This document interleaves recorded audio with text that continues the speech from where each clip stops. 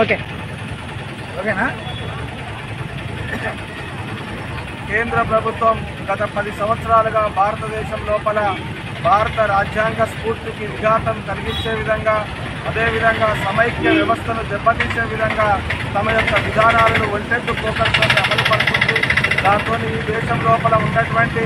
అనేక జాతులు, అనేక భాషలు, అనేక మతాలు, కులాల మధ్యన విద్వేష రాజకీయాలను రగల్చి తమ యొక్క అధికారాన్ని సుస్థిరతం చేసుకోవడానికి, ఈ దేశం యొక్క భిన్నత్వంలో ఏకత్వ విధానానికి విఘాతం కలిగించడమే కాకుండా అది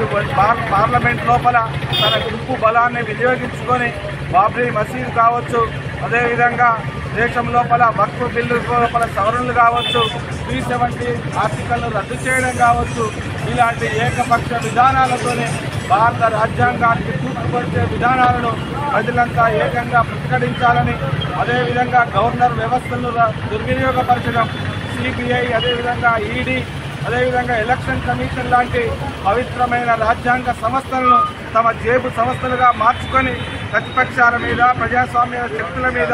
ప్రశ్నించే తత్వాల మీద ఈరోజు ప్రతీకాత్మక శక్తులను, అదేవిధంగా దమన నీతిని ఉపయోగిస్తున్నటువంటి బీజేపీ ఫాసిస్ట్ వ్యతిరేక విధానాల మీద ప్రజలంతా కూడా, సమైక్య శక్తులందరూ కూడా పోరాటాలు నిర్వహించాలని సిపిఐ పార్టీ కేంద్ర పార్టీ ఇచ్చినటువంటి పిలుపులో భాగంగా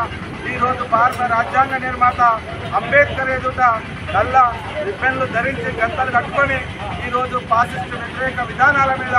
నిరసన ప్రదర్శనలు ఈరోజు కొనసాగించడం జరుగుతుందని సిపిఐ పార్టీ మరొకసారి తెలియజేస్తుంది. కేంద్ర ప్రభుత్వ ప్రజా వ్యతిరేక విధానాలు, కేంద్ర ప్రభుత్వ